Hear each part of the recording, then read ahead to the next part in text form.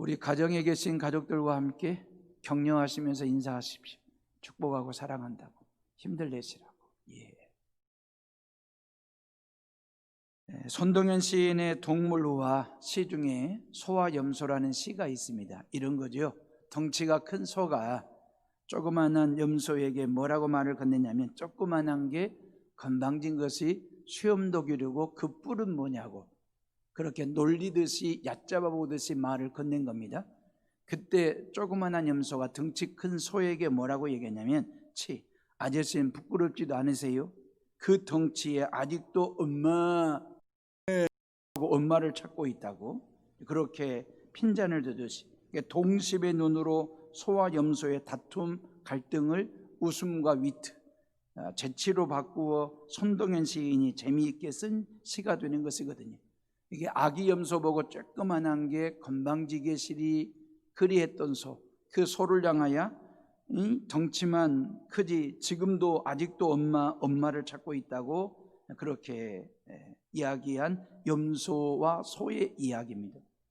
소의 신축년 새해를 또 맞이해서 우리가 새겨 들을 만한 메시지가 있는데, 우리 각자의 신앙은 소만큼 덩치가 큰지 그 말이에요. 아직은 염소만한 그런 믿음의 사이즈를 가지고 있는지, 우리의 신앙 덩치가, 기도의 덩치가, 예배의 덩치가, 은혜와 말씀의 덩치가 엄청 큼에도 불구하고 우리는 아직도 여전히 어린아이와 같이 엄마를 찾고 있는 신앙은 아닌지 그 말이에요. 작년 한 해 동안 우리가 코로나와 맞서 싸우는 정말 코로나 전쟁을 치루었지 않습니까? 그런 와중에도 우리의 신앙의 덩치가 줄어들었는지, 아니면 신앙의 덩치를 키웠는지, 기도의 어떤 그 횟수가 줄었는지, 아니면 기도를 더 늘리는 그러한 시간으로 삼았는지 그 말입니다. 중요한 것은 우리의 신앙의 덩치가 소만하냐 염소만하냐, 이것보다 더 중요한 것은 뭐냐면, 늘 우리가 하나님의 인도하심과 동행하심을 확인하고 확신하면서 신앙생활을 해왔고 삶을 살아왔느냐, 이 점을 한번 우리가 진단해보고 점검해보는 시간이 되었으면 좋겠다라는 생각을 합니다. 오늘은 신축년 두 번째 주일을 맞이하여 법궤를 메고 벳세메스를 향하여 가는 두 암소 이야기를 좀 해보려고 합니다. 엘리 제사장 시절에, 그러니까 이스라엘 백성들 사사시대 때죠, 블레셋과의 모든 전쟁에서 연전연패를 했습니다. 그냥 고민이 깊어질 수밖에 없는 거지. 블레셋 족속은 원래 지금의 그리스 에게해 바닷가 쪽에 있는 해양 민족이었거든요. 근데 이러한 블레셋 족속들 해양 민족이 어떤 정치적인 어떤 사변이 있었는지 주전 12세기 13세기경에 이스라엘의 그 바닷가 쪽, 해안가 쪽으로 이렇게 이주해 오면서 이스라엘 백성들에게 고통을 가하는 민족이 된 것입니다. 나중에 다윗이 철퇴를 가하기는 했지만 그 이후로도 계속 힘들게 했던 민족이 블레셋이었거든요. 왜냐하면 그들은 철기 문화를 가지고 있었습니다. 그리스 에게해 쪽에 있었으니까. 당대에 철로 만든, 쇠로 만든 칼을 가지고 있다, 쇠로 만든 마차를 가지고 있다, 쇠로 만든 각종 무기로 무장했다라고 하는 건 엄청난 가공할 만한 힘을 가지고 있는 민족이었거든요. 그 이스라엘 민족은 무기도 없지, 왕도 없지, 오합지졸이에요. 그러니까 블레셋과의 전쟁 싸우면, 다투면 연전연패를 하고 있는 그런 상황 말입니다. 그러니 하나님의 백성들이 뜨내기인 블레셋 족속들에게 왜 이렇게 연전연패를 당하는 걸까? 그 이유가 뭘까? 라고 곰곰이 생각하다가 생각해낸 것이, 하나님의 법궤를 앞세우고 나아가면 이길 수 있겠다라고 하는 다분히 미신적 생각과 판단을 내리고 이제 블레셋과의 전쟁에 법궤를 들쳐매고 전쟁에 임했는데, 결국 전쟁에 또 지고 법궤마저도 빼앗기는 상황이 벌어지게 된 거예요. 그런데 이 법궤를 빼앗겼다라고 하는 충격적인 사실은, 어찌 보면 블레셋과의 전쟁에서 한 번, 두 번, 세 번 싸워가지고 진 것보다 더한 충격, 더한 당혹스러움을 가져다주는 사건이 일어나게 된 것이거든요. 전쟁에서 진 것 그 이상의 충격을 받은 것이지요. 자, 그렇다면 언약궤가 도대체 뭐길래 그리 중요할까라고 하는 얘기입니다. 언약궤는요, 이스라엘 백성들이 출애굽을 하잖아요. 그 광야 생활 중에 하나님께서 시내산에 모세를 불러 올리십니다. 그리고 모세에게 당신이 직접 설계 도면을 그려가지고 법궤를 만들으라고, 언약궤를 만들으라고, 그러면서 조각목이라는 가시나무로 만든 직사각형의 궤짝을 말하거든요. 이 안에 모세가 시내산에서 하나님께로부터 받은 2개의 십계명 돌판이 들어있고, 아론이 썼던 쌍난 지팡이가 들어가 있고, 하나님께서 새벽마다 내리셨던 그 만나가 담긴, 항아리가 담긴 법궤예요. 궤짝이에요. 그러면서 이 단순한 물건이 아니죠. 하나님의 임재와 통치, 동행하심을 상징하는 증거물이 바로 법궤이거든요. 영상 하나 띄워줘 보세요. 이 법궤 영상이 그래요. 사각 궤짝이거든요. 양쪽 끝에 천사를 의미하는 금으로 만든 2 그룹이 있어요. 양쪽에. 그러면 양날개를 펴가지고 법궤를 덮고 있는 천사의 모습이 형상이 만들어져 있거든요. 이걸 덮고 있다라고 하는 말은 하나님께서 인간의 모든 죄를 다 덮어주신다라고 하는 의미로 그렇게 만들어진 것입니다. 하나님은 애굽 땅에서요 400년이 넘도록 종살이하다가 광야로 나온 당신의 백성들 말입니다. 당신의 백성들과 함께한다, 동행한다, 인도한다, 지키신다라고 하는 사실을 보여주고 싶었어요. 그 믿음을 키워주고 싶었어요. 그러기 위해서는 시청각적인 어떤 증거물이 필요하잖아요. 교육 자료가 필요한 거죠. 눈에 보이는 가시적으로. 그래서 이 법궤를 만들게 하신 거예요. 이제 영상 돌려주시고요. 이 법궤를 통해서 이스라엘 백성들로 하여금 하나님이 나와 함께 하신다, 우리와 동행하신다, 우리를 인도하신다라고 하는 것. 이것은 시청각적인 교육 자료로 법궤를 만드신 거죠. 여러분들이 잘 아시는 것처럼 이스라엘 백성들이 광야를 이동할 때에 항상 제사장들이 법궤를 가장 먼저 메고 앞장서 갔지 않습니까? 그리고 모든 백성들이 따라갔지 않습니까? 앞서가는 게 책임지는 거예요. 따라오는 사람들을. 그래서 여호와 하나님이 내가 너희들을 책임질 테니까 나만 따라와, 나 하나님 여호와를 앞세워라고 하는 시청각적인 교육이 되는 거죠. 또 하나, 이스라엘 백성들 12지파가 텐트를 치고 야영을 해야 될 상황이 되면 법궤를 중심으로 해서 12개 지파가 진을 치고 텐트를 쳤지 않습니까? 항상 그들의 중심에 뭐가 있었습니까? 법궤가 있었습니다. 하나님의 임재를 상징하는 그 법궤를 중심으로 해서 12개 지파가 진을 치고 텐트를 치고 야영을 한 거예요. 하나님께서 어떤 신앙을 요구하시는 것입니까? 하나님께서 어떤 믿음을 갖기를 원하시는 것입니까? 항상 하나님 여호와를 앞세우라는 거지. 하나님이 앞장서겠다는 것입니다. 책임지겠다라고 하는 것입니다. 그리고 여러분들의 모든 사고와 마음과 생각과 판단과 결정의 중심에 하나님 여호와를 중심에 두어라. 이 신앙을 하나님께서 키워주시기 위한 하나의 시청각적 증거물로, 교육자료로 법궤를 만들게 하시고 또 보여주신 것이거든요. 정말 우리가 신앙생활할 때 말입니다, 우리의 믿음이 기울면 안 되잖아요. 우리의 신앙이 한쪽으로 넘어지면 안 되는 거잖아요. 우리의 생각과 우리의 삶과 우리의 모든 판단과 우리의 모든 결정하는 것들이 어떤 사시현상이 일어나면 안 되는 거잖아요. 중심을 잡아야 되지 않습니까? 역사관이나 세계관이나 물질관이나 아니면 기독교 세계관, 이 모든 것들이 한쪽으로 치우치면 안 되는데 그 중심축을 잡는데 그 중심축이 뭐가 돼야 되느냐? 법궤가 돼야 된다, 십자가가 돼야 된다, 하나님의 말씀, 하나님 신앙이 중심이 돼야 된다라고 하는 것을 가르치고자 하셨던 거죠. 여러분들의 모든 직장과 사업장이 말이에요, 여러분들의 모든 자녀들이 한쪽으로 쏠림 현상이 일어나면 안 되는 것이거든요. 삶의 중심에 그 중심축을 뭘로요? 하나님의 말씀, 법궤로, 그 말이에요. 십자가를 중심축으로 삼는, 중심을 잡고 살아가는 것 말입니다.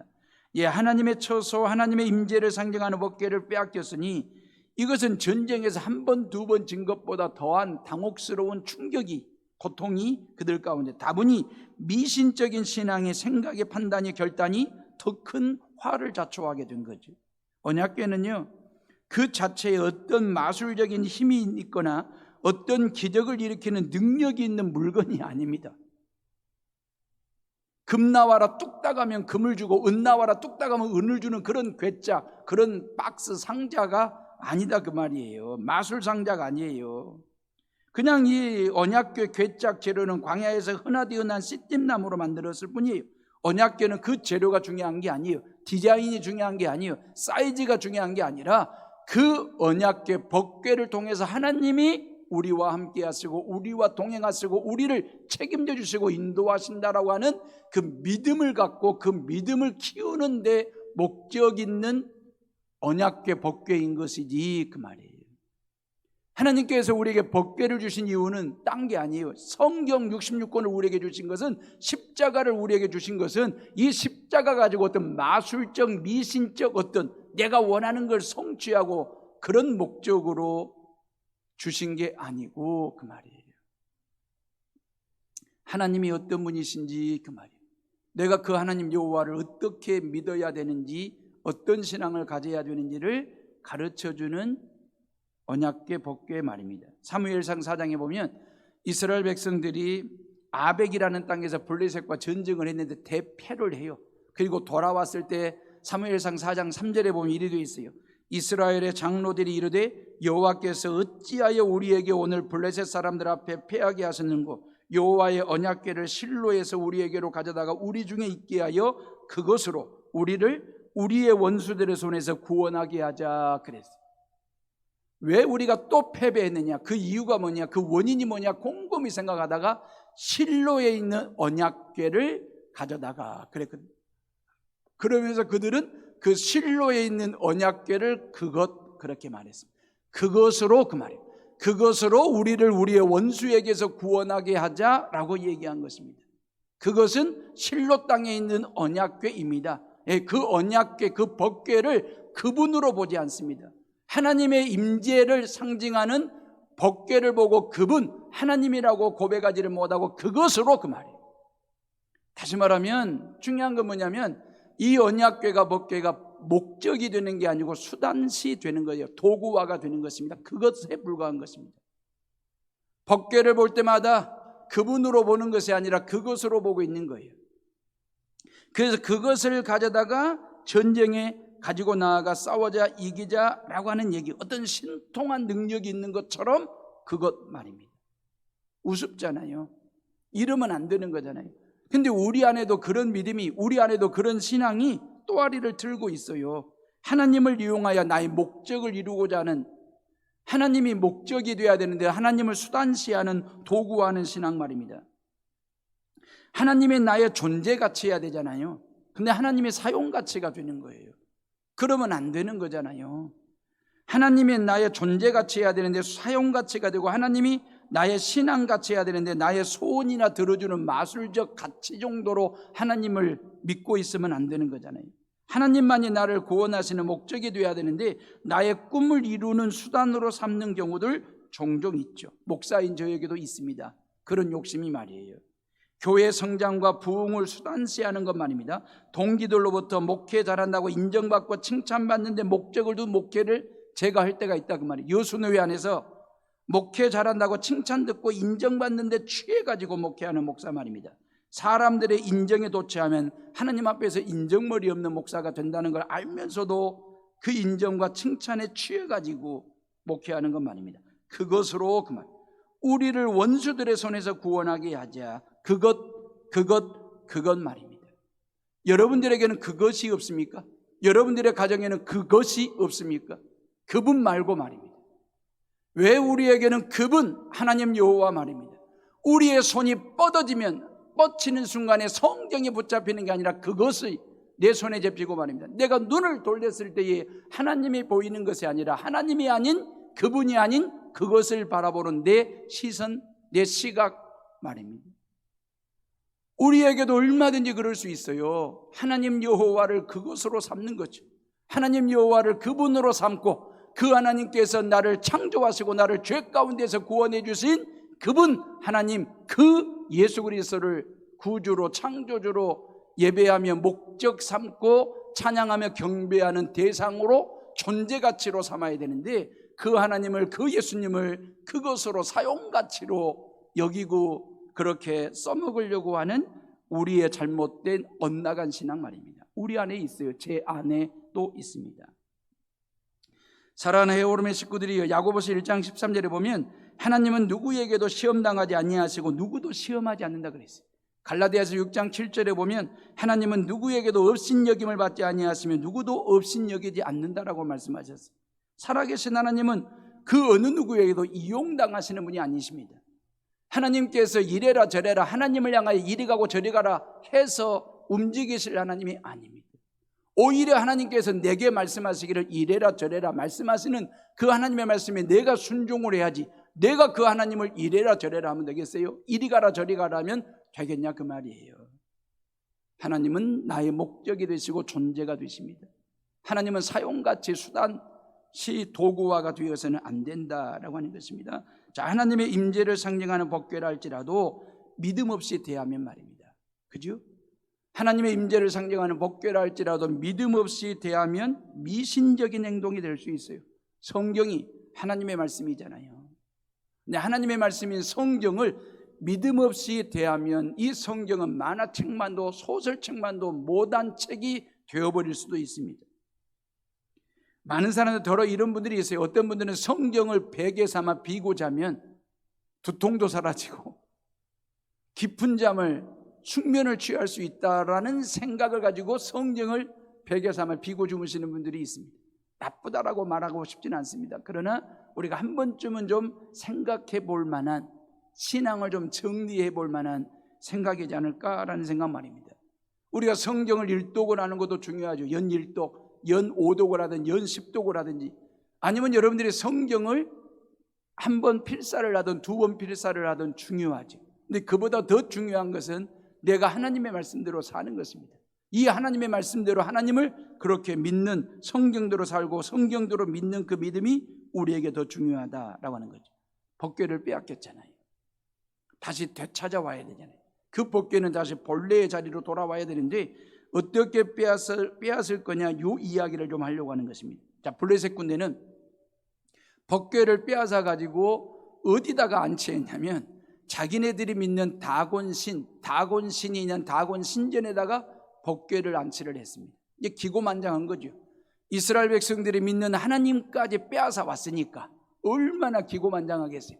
자기들이 믿는 다곤신 플러스 하나님까지 모아놨으니, 신전 안에 모아놨으니 기고만장할 만하지 않겠습니까? 근데 그 다음날 신전에 들어가서 봤더니 다곤 신상이 엎드려 있는 거예요. 법궤 앞에. 자세히 봤더니 다곤 신상의 목이 부러진 상태로 법궤 앞에 엎드려, 얼마나 당황스럽고 당혹스러웠겠습니까? 왜? 이게 거꾸로 돼야 되잖아요. 여호와의 법궤가 다곤 신상 앞에 엎드려야 맞지 않습니까? 근데 다곤 신상의 목이 부러진 상태로 하나님 앞에 엎드려 있으니 이건 패배를 상징하는 이야기가 되는 거잖아요. 엎친 데 덮친 격으로 블레셋 땅에 말입니다. 전염병이 돌기 시작합니다.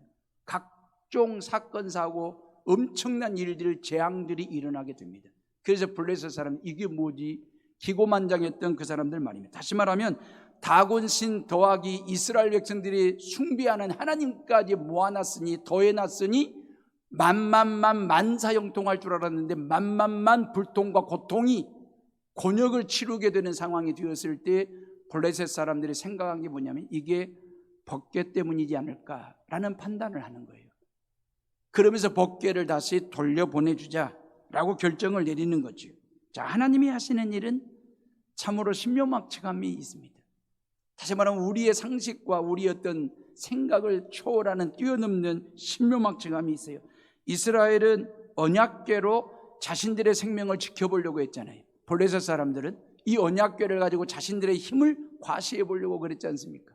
이스라엘 백성들은 이 언약궤 가지고 왜 이런 일을 했습니까? 불순종 때문에 이런 일을 한 거예요. 블레셋 사람들은요, 불신앙 때문에 이런 일을 한 거예요. 이스라엘 백성들은 알고도 이런 짓을 해요. 사람들은 모르고 이런 짓을 한 거예요. 그러면 법궤를 가지고 이스라엘 사람들과 블레셋 사람들의 공통점이 뭐냐면 하나님을 도구화하고 있다는 거예요. 하나님을 수단시하고 있다라고 하는 거죠. 자신들의 생명 정도 보호하는 것으로 이 전쟁에서 이기는 정도의 어떤 마술적 힘을 주는 그런 어떤 하나님 정도로만, 그것으로 이스라엘 백성들도 생각한 거고 블레셋 사람들도 하나님을 그분으로 안 게 아니라 그곳으로 삼고 블레셋 땅에 번영을 가져다 줄 정도의 어떤 신정도로 그렇게 생각을 했다라고 하는 거죠. 이 언약궤의 임재, 주인 대신 그 하나님 여호와를 예배와 경배의 대상으로 삼지 않고 자신들의 안정과 승리의 도구로 이용한 거죠. 하나님의 임재와 동행하심을 확인하면서 신앙을 키우는 데 목적이 있는 게 아니고 자신들의 힘을 과시하는 데 언약궤를 이스라엘도 이용하려고 했고 블레셋도 써먹으려고 한 거예요. 그러니 뺏고 뺏기는 그것이 된 거예요. 그냥 하나의 바보 상자처럼 주고받는 박스에 불과한 그것이 되어버린 거죠. 양쪽 다 그분에 대한 신앙이 없어요. 그분 하나님에 대한 믿음이 없어요. 그래서 언약궤는 뺏고 뺏기는 그것의 박스의 상자에 불과한 거예요.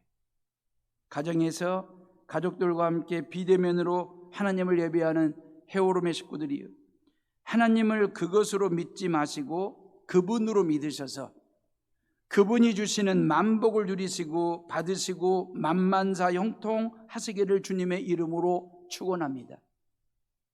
언약궤가 본래의 자리로 어떻게 돌아왔는지 봐보세요. 10절 말씀이에요. 우리 다 같이 10절 한번 읽어볼까요? 시작. 그 사람들이 그같이 하여 젖나는 소 둘을 끌어다가 수레를 메우고 송아지들은 집에 가두고 그랬어요.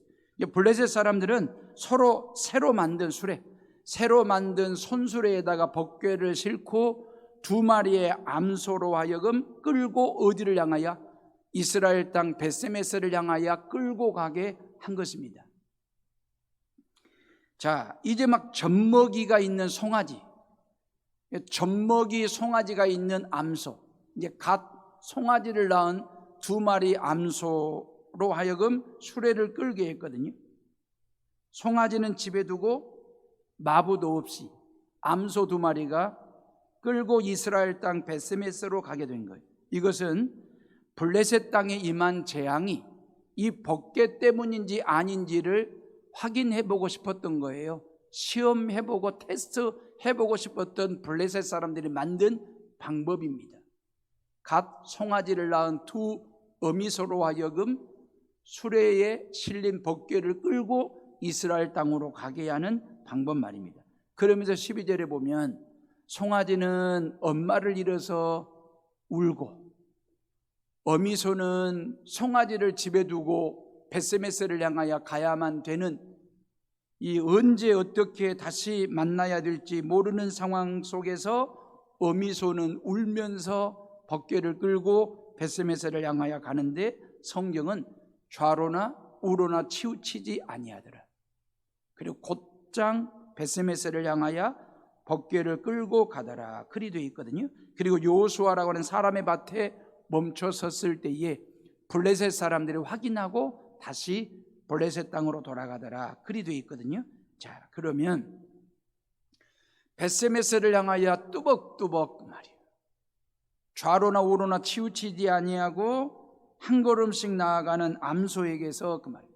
2021년 신축년 소해를 살아가야만 되는, 우리가 걸어가야 할 믿음의 길이 보게 된다 그 말이에요. 이 암소들의 모습에서 말이에요, 청년 요셉과 다니엘의 모습이 보이고요, 예수님의 모습도 보이고요, 사도 바울의 흔적이 보이고요, 또한 고향교회 믿음의 선배들과 친구 모습도 보이고요, 우리 헤오름교회 교인들의 이렇게 클로즈업이 되는 것 말입니다. 평생 예수님처럼 목회하고 선교하셨던 선배 목사님과 선배 선교사님들의 모습도 이렇게 이 두 마리 암소의 모습 속에 클로즈업이 되는, 겹치는 그런 모습들 말입니다. 그러면 어떤 모습이었느냐라고 하는 것입니다. 이런 거죠. 뒤돌아보지 않고 자신의 길을 끝까지 간 어미소의 모습 말입니다. 뒤돌아보지 않고 끝까지 자신의 길을 간 어미소의 모습. 믿음은 그렇게 뒤돌아보지 않고 앞으로 가는 거예요. 바울은 오직 앞에 있는 것을 잡으려고 뒤에 것을 보지 않고 푯대를 향하여 달려가노라 그랬잖아요. 사도 바울의 푯대는 뭐였습니까? 바로 예수 그리스도였거든요. 오직 예수 그리스도만을 푯대로 삼고 그 예수님을 향하여 앞만 보고 달려갈 길을 다 달렸던 사도 바울의 고백처럼 말입니다. 저와 여러분들의 2021년 새해가, 올 한 해가 오직 예수 그리스도를 푯대로 삼고 주님의 십자가를 푯대로 삼고 주님만 바라보며 앞으로 나아가고 또 나아가는 신앙 말입니다. 하늘을 나는 새는요 절대 뒤를 돌아보지 않는데요, 뒤를 돌아보는 순간에 떨어진대요. 죽는데요. 그래서 새는 오직 앞만 보고 목적지를 향하여 날개짓을 하며 날아간대요. 우리의 신앙도 우리의 믿음도 이 베스메스를 향하여 좌로나 우로나 치우치지 아니하고 곧장 목적지를 향하여 법궤를 끌고 갔던 두 마리 암소처럼 저와 여러분들의 신앙도 우리를 유혹하는 좌우의 그것들이 얼마나 많은지 모릅니다. 근데 그것들, 좌우에 있는 그것들에게 내 마음, 내 신앙, 내 시선 뺏기지 아니하고 오직 저 앞에서 나를 기다리고 계시는 예수님을 푯대로 삼고 앞으로 나아가고 앞으로 나아가는 것 말입니다. 근데 말이에요, 앞만 보고 나아가야 되는 믿음의 길에는 아픔이 있습니다. 눈물도 있습니다. 송아지를 두고 가야 되는 어미소의 비록 미물이지만, 그죠? 이 어미소의 아픔, 눈물 여러분들이 마음으로 느껴지십니까? 이제 갓 나 젖먹여야 될 그 송아지를 집에 두고 이 수레를 끌며 벳세메세를 향하여 뚜벅뚜벅 믿음의 길을 가야 되는, 사명의 길을 가야만 되는 이 어미소의 아픔과 눈물, 믿음이라고 하는 것은 그런 겁니다. 믿음 생활한다라고 하는 것, 예수님을 푯대로 삼고 주님만 바라보며 나아가며 신앙생활을 해야 된다라고 하는 것은 때에 따라 이런 아픔도 고통도 눈물도 우리가 감수하는 것 말입니다. 이유가 있습니다. 이게 사명의 길이기 때문에 그렇습니다. 이게 하나님의 일이기 때문에 미물인 어미소도 좌로나 우로나 뒤돌아보면 안 된다. 오직 벳세메세를 향하여 가야 된다라고 하는 이 사명의 길을 아픔과 눈물을 감수하며 감내하며 갔던 두 암소의 모습이 바로 우리의 모습이어야 된다라고 하는 것입니다. 충성은 때때로 이런 희생으로 만들어지는 것이거든요. 내 시간 다 쓰고 난 다음에 짜투리 시간 하나님 앞에 드리는 게 신앙이 아닙니다. 내 할 일 다 하고 난 다음에 힘이 남았을 때 하나님의 일을 하는 게 아닙니다. 믿음이라고 하는 것은요, 먼저 하나님 앞에 내 시간을 드리는 거죠. 먼저 하나님 앞에 내 힘을 드리는 거죠. 먼저 하나님 앞에 내 물질까지도 하나님 앞에 드리고 난 후 하는 거예요. 하나님이 주시는, 공급해 주시는 힘을 가지고 말입니다. 믿음은 자신의 가장 귀한 것을 먼저 하나님 앞에 드리는, 그것이 때에 따라 아픔이 될 수도 있고 눈물이 될 수도 있겠지만 말입니다. 충성은 가장 귀한 것을 드리는 거예요. 자, 끝까지 가는 길이라는 점에서 떠오르는 장면이 하나 있어요. 제가 요양병원에 한 번씩 이렇게 병문안을 가서 보면, 요즘은 코로나 때문에 그러지도 못하지만 그 전에 이렇게 요양병원에 병문안 가서 보면 하루 종일 천장만 쳐다보고 계시는 할머니들도 계세요. 하루 종일 뭐라고 말하시고 그러면서 그냥 그렇게 계시는 할머니도 있고, 무표정으로 아무런 표정 없이 그냥 앉아서 눈만 꼼박꼼박하고 계시는 그런 할아버지들도 계시고, 그냥 치매로 인하여 그냥 막 손놀이를 하니까 그 손을 양쪽 침대 난간에다가 묶어 놓고 생활하시는 그런 할아버지 할머니들도 요양병원에서 보게 됩니다. 근데 아름다운 모습이 있어요. 가서 보면 정말 사랑스러운, 존경스러운 모습이 있습니다. 그 침상에 걸터 앉아서 성경을 펼쳐놓고 성경을 읽으시는 분들이 있어요. 그리고 지나가면서 인사를 드리면 손을 저으면서 한방 웃음으로 반갑게 맞이해 주시는 그런 할아버지 할머니들도 있어요. 인생은 저렇게 살아야 되는 건데, 인생 마무리는 저런 모습으로 마무리를, 매듭을 지어야 되는 건데, 나도 언젠가는 저분처럼 저 자리에 앉게 될 텐데, 저 자리로 가게 될 텐데, 나도 저 할아버지처럼 인생 마무리를 저렇게 아름답게 성경 읽어가면서 기도하면서 천국을 사모하면서 인생을 정리할 수 있을까라는 생각을 해보는 거죠. 믿음의 길은 끝까지 마지막까지 주님만 바라보면서 가는 것입니다. 또 하나, 믿음의 길은요, 함께 가는 길입니다. 함께 가는 길. 법궤를 실은 수레를 두 암소가 한 멍에를 메고 갑니다. 봐보세요. 수레도 하나입니다. 법궤도 하나입니다. 멍에를 하나입니다. 하나의 멍에를 가지고 두 암소가 맨 겁니다. 그러니까 수레도 하나고 멍에도 하나인데 끄는 소는 두 마리 소입니다. 이게 결코 함께 끌기에 쉬운 시스템이 아닙니다. 결코 쉬운 건 아니에요. 두 마리 암소의 마음이, 생각이, 방향이, 목적이 달라버리면 이 수레가 산으로 갈지 바다로 갈지 아무도 몰라요. 각각의 성질대로 하면 일치할 수 없습니다. 힘대로 하면 함께 갈 수 없습니다. 자신의 개성만, 입장만 내세운다면 일치할 수 없습니다. 두 마리 암소가 고집을 피우거나 두 마리 암소가 딴 길로 가려고 힘을 쓰고 힘겨루기를 하면 벳세메세를 향하여 함께 갈 수 없습니다. 그런데 두 암소는 완전히 일치했습니다. 방향이 일치했고 생각이, 목적이 하나였습니다. 오로지 하나님의 임재를 상징하는 법궤를 본래의 자리로 옮기는 사명감에서 일치했습니다. 보폭이 일치했습니다. 끄는 힘도 일치했습니다. 끌고 가는 속도도 일치했습니다. 이유가 뭡니까? 하나님의 일이기 때문에. 미물인 소마저도 하나님의 일이고 이게 하나님께 영광이 되는 일이고 블레셋 땅에 있는 법궤를 이스라엘 땅으로 옮기는 사명 말입니다. 다곤 신전에 있던 법궤를 성막이 있는 벳세메세 땅으로 옮기는 사명이고 중요한 일이고 영광스러운 일이기에 두 마리의 미물 소마저도 이 일에 함께 하더라. 마음을 모으고 생각을 모으고 힘을 같이 하고 보폭을 같이 하고 속도를 같이 해서 자기들에게 주어진 사명을 끝까지 마지막까지 완수하는 두 마리 소의 모습은 우리들의 모습이어야 된다라고 하는 것입니다. 백신과 치료제가 개발되어 시판되고 지금 접종을 하고 있잖아요. 중국과 러시아가 가장 빨리 만들었다고 설레발을 떨더니 실은 러시아와 중국 사람들이 자국에서 만든 백신마저도 부담스럽고 두려운지 안 맞겠다라고 하는 거예요. 아니, 중국 사람들이 중국산을 못 믿고 안 맞겠다고 중국 공산당이 외국산 백신 1억 명분을 모르게 수입을 해왔잖아요. 공산당원들 맞춰주려고.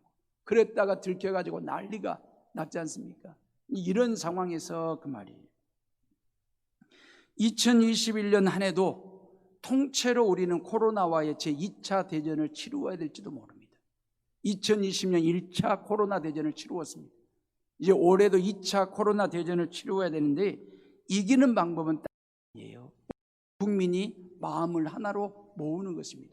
K방역이 킬 방역이라고 이따위 소리나 하는 국회의원들 보고 희망을 갖지 마시고 정말 우리가 서로의 힘을 모아서 이 국민의 건강과 생명 존중에 대해서만큼은 여당과 야당이 따로 있으면 안 되는 거잖아요. 진보와 보수가 갈리면 안 되는 거잖아요. 온 국민들이 마음을 모으고 뜻을 모으고 힘을 모아서 이 코로나 난국으로부터 나라와 민족을 구하는 일에 힘을 모아야 되는 거 아니겠습니까? 한국교회도 마찬가지예요.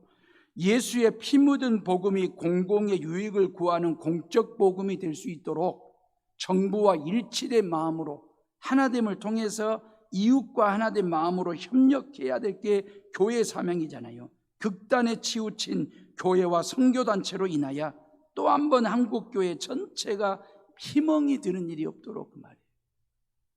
극단에 처한 교회와 선교단체 때문에 한국교회가 피멍이 들고 예수의 이름이 욕을 먹어서는 안 되는 거잖아요. 안타까울 일이. 대한민국에 예수의 피를 뿌리는 교회가 되어야지 대한민국을 피멍이 들게 하면 되겠냐 그 말이에요. 지금은 마음을 하나로 모을 때예요. 지혜를 하나로 모을 때고 정부와 교회가 함께 가야 할 때이고 코로나 전염병을 수레에다가 싣고 지구 밖으로 버려버리기 위해서 온 국민들이 함께 한 마음으로 수레를 끌고 가야 할 시점이에요. 지금은 힘을 같이 써야죠. 보폭을 함께 디뎌야죠. 그래야 코로나뿐만 아니라 모든 문제를 풀 수 있고 종식시키지 않겠냐라고 하는 것입니다. 가정은 하나인데 그 가정을 끄는 사람은 아빠이고 엄마일 수 있습니다. 자식들일 수 있습니다. 하나님께서 가정 위에 당신의 임재, 복을 허락하셨습니다. 하나님의 임재하신 그 가정을 부부간에 마음 모아 끌어야죠. 부모와 자식 간의 하나됨과 일치됨을 통해서 가정을 끌고 갈 때 행복한 가정이 되는 거예요. 행복 바이러스는요, 코로나 바이러스를 제압하고도 남는 능력이 행복 속에 있거든요. 교회도 마찬가지예요. 교회도 하나지 않습니까? 하나된 이 교회를 끄는 게 목사와 장로일 수도 있습니다. 목사와 성도들일 수도 있습니다. 중요한 것은 목사와 성도들이 한마음 한뜻이 되어가지고 주님의 몸된 교회를 끌고 가는 거죠. 작년 2020년은 모든 교회가 초유의 사태를 맞이하게 됐습니다. 모든 교회들이 3월 달에 교회 문을 닫았습니다. 잠정적 예배를 연기를 했습니다. 지금도 비대면으로 성전에서 예배를 드리지 못하고 가정에서 예배를 드리고 있는 이 초유의 사태 말이에요. 당황스럽기도 하고 받아들이기 너무너무 고통스러운 상황이 계속해서 연출되고 있거든요. 우리 교회는 주차장 공사까지 시작된 상태에서 코로나를 만났으니 얼마나 난감했던지. 그럼에도 불구하고 저는 저대로 저의 자리를 지켰고, 우리 장로님들은 장로에게 주어진 사명을, 온 성도들은 각자의 신앙의 자리를 잘 지키면서 코로나의 파고를 잘 넘어왔고, 주차장도 완공이 되어 시민들의 쉼터로 쓰임받는 공간이 되었습니다. 감사하지요. 모든 성도들이 마음을 하나로 모아서 해오른 교회를 여기까지 끌고 왔으니 그 말이, 미물인 두 마리 암소에게서 서로를 향한 배려의 마음 말입니다. 서로를 존중히 여기는 따뜻한 마음이 두 마리 암소에게서 보이지 않습니까? 나는 강하지만 약한 자를 배려하고 말입니다. 나는 가졌지만 가지지 못한 사람을 향한 따뜻한 존중히 여기는 그런 마음 말입니다. 나는 높은 자리에 있지만 낮은 자를 배려하고, 나는 할 수 있으나 할 수 없는 사람을 살피고 응원해주고 박수해주고 그 사람도 할 수 있도록 격려해주고 동기부여를 제공하는 성숙한 마음을 갖는 것, 이게 중요하죠. 지금 대한민국에 가장 중요하고 필요한 것은 코로나 백신과 치료제도 되겠지만, 그보다 우선 더 중요한 것은 서로가 서로를 향한 배려와 서로를 존중히 여기는 성숙한 마음씨가 더 필요한 때이지 않을까. 교회도 마찬가지입니다. 가정도 마찬가지입니다. 사랑하는 해오름의 식구들이, 믿음의 길은 뒤를 돌아보지 않고 끝까지 사명 감당하는 길이거든요. 또 믿음의 길은 함께 가는 길입니다. 그리고 마지막으로 믿음의 길은 자신을 드리는 것입니다. 자신을 드리는 것이 믿음의 길입니다. 두 암소가 법궤를 실은 수레를 끌고 베세메스까지 왔어요. 그런데 베세메스까지 왔을 때 이스라엘 사람들이 법궤만 환영하고 환대하고 영광을 드렸습니다. 하나님의 임재를 상징하는 법궤만 환영했고, 수레는 부숴가지고 땔감으로 썼고, 두 마리 암소는 잡아서 번제물로 썼습니다. 그래도 이 다곤 신전에서 베세메스까지 이 엄청난 수고와 희생을 통해서 법궤를 싣고 온 암소 두 마리, 환대도 없이 환영도 없이 잡아서 제물로 쓰고, 수레는 부셔가지고 땔감으로 쓰는 상황 말입니다. 이 상황에서 우리가 좀 더 냉철하게 냉혹하게 이 상황을 한번 우리가 생각을 해보면 허탈하기도 하고 허무한 생각이 들지 않으세요? 그래도 하나님의 일을 한다고, 사명 감당한다고 끝까지 마지막까지 수레에다가 법궤를 싣고 이 베세메스까지 왔는데, 그러면 응원도 해주고 박수도 쳐주고 영광도 돌려주고 그리고 막 환영도 환대도 해주고 그래야지, 어찌 수레는 때려 부셔가지고 땔감으로 쓰고 두 마리 암소는 잡아서 제물로 썼냐 그 말이에요. 이렇게 수고와 헌신과 충성과 봉사가 어떤 보상도 없다고 한다면 하나님 앞에 누가 헌신하며 봉사하며 충성할까라고 하는 냉철한 생각 안 들어보았습니까? 제가 설교를 마무리를 해야 되는데 하나님 앞에 이 점에 대해서 저도 나름대로 공감하면서, 하나님 이 설교를 어떻게 마무리를 할까요? 라고 하나님 앞에 묵상하며 기도했더니, 수레가 땔감이 되고 암소가 번제물이 되는 상황은 인간적으로 봤을 때 해피엔딩이 아니에요. 실은 암소도 막 인정받고 칭찬받고 막 이래야 되는데, 근데 그게 아니고 수레는 땔감이 됐고 암소는 번제물이 되었거든요. 이게 정상이에요. 신앙은 말입니다, 믿음 생활은 말입니다, 마지막까지 나를 하나님께 전적으로 드리는 겁니다. 수레는 땔감으로 쓰여질 수 있도록 부수는 겁니다. 암소는 잡아서 제물이 될 수 있도록 암소는 자기를 하나님께 드리는 겁니다. 오직 영광은, 오직 환대는 법궤만 하나님만. 이게 믿음입니다. 예수 그리스도께서 그러셨거든요. 하나님의 아들 되신 예수 그리스도도 십자가 위에 죽으실 때에 철저하게 당신의 모든 것을 다 주셨습니다. 십자가 위에서 당신의 살을 다 찢었습니다. 당신의 모든 피를 다 쏟으셨습니다. 철저하게 저와 여러분들의 모든 죄를 태우기 위한 땔감용으로 십자가 위에서 죽으셨고, 우리의 모든 죄를 씻기 위해서 당신 몸의 모든 피를, 보혈의 피를 다 쏟으신 분이 바로 예수 그리스도이십니다. 하나님의 아들 되신 예수 그리스도 마지막까지 끝까지 십자가 지고 골고다 언덕에 오르시더니 그 마지막 순간엔 당신 전부를 다 하나님께 드리더라. 믿음이라고 하는 것은 이렇습니다. 그래서 결코 믿음의 길을 걷는다라고 하는 게 쉽지는 않지만, 그러나 그 가는 길에 성령 하나님이 나와 함께 하시기에 그 말이에요. 그 믿음의 길은 나 혼자 가라면 고독하고 외롭고 힘들어서 어렵겠지만, 성령 하나님께서 늘 나와 함께 동행하시기에 그 길은 갈 수 있다라고 하는 것입니다. 마지막 순간에 수레는 땔감으로 하나님 앞에 드려졌고, 암소는 제물로 하나님 앞에 드려진 것 말입니다. 제가 이 시간 여러분들에게 말씀을 드리는데 저희 가정을 드러내고자 함도 아니고 성도들로부터 칭찬과 박수를 받기 위함도 아니라는 것을 미리 말씀을 드리면서, 저희 가정이 오늘 주차장 헌금으로 1,000만 원을 드립니다. 참으로 기쁘고도 감사하죠. 드릴 수 있다라고 하는 것이 얼마나 감사하고 기쁜지.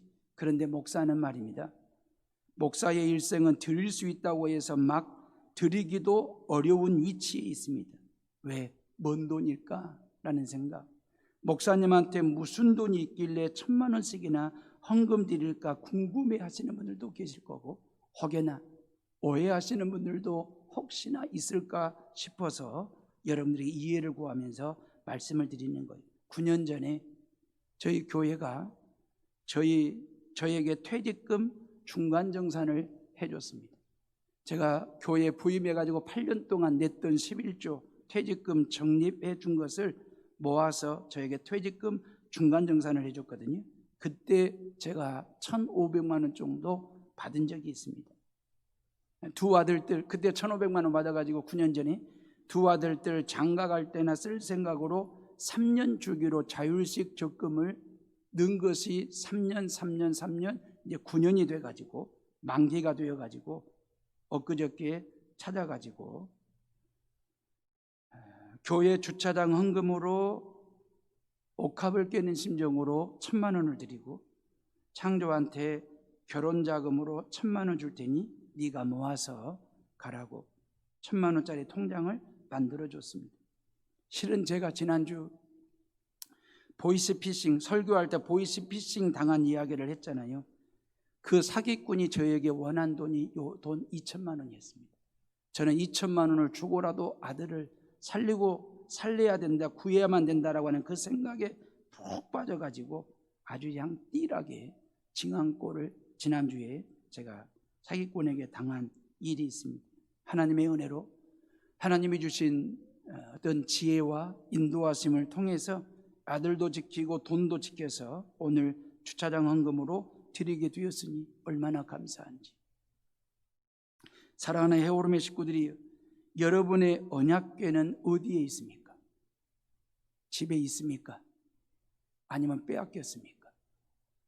여러분들의 마음의 중심에 십자가는 우뚝 세워져 있습니까? 하나님의 임재를 경험하십니까? 아니면 하나님의 부재를 경험하고 계십니까? 하나님의 임재를 느끼는 것도 감사하고 하나님의 부재를 느끼는 것도 퍽 다른 일입니다. 왜요?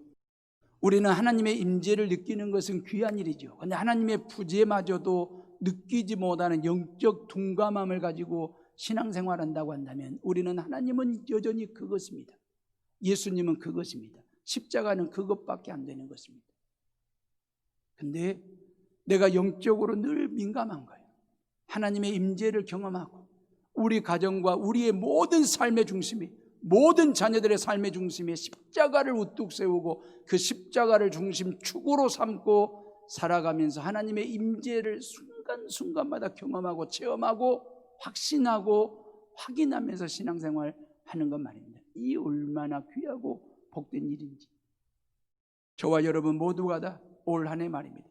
오직 하나님 여호와를 앞세우고 그 말, 하나님의 뒤를 따라가는, 벳세메스를 향하여 수레를 법궤를 끌고 가는 두 마리의 암소처럼 끝까지 마지막까지 내게 주신 사명 잘 감당할 수 있기를 바라고, 내가 가는 그 믿음의 길에 나 혼자 가는 것이 아니라 성령 하나님이 나와 함께 가신다라고 하는, 나와 속도를 맞춰주시고 힘을 같이 써주시고 보폭을 맞춰주시는 성령 하나님이 늘 내 곁에 계신다는 사실을 기억하시고 마지막에 가서는 내가, 하나님 나를 땔감으로 쓰십시오, 나를 제물로 삼아 쓰십시오라고 나를 전적으로 하나님 앞에 드리는 그런 믿음의 삶을 살아내는 저와 여러분들이 다 되시기를 주님의 이름으로 축원합니다.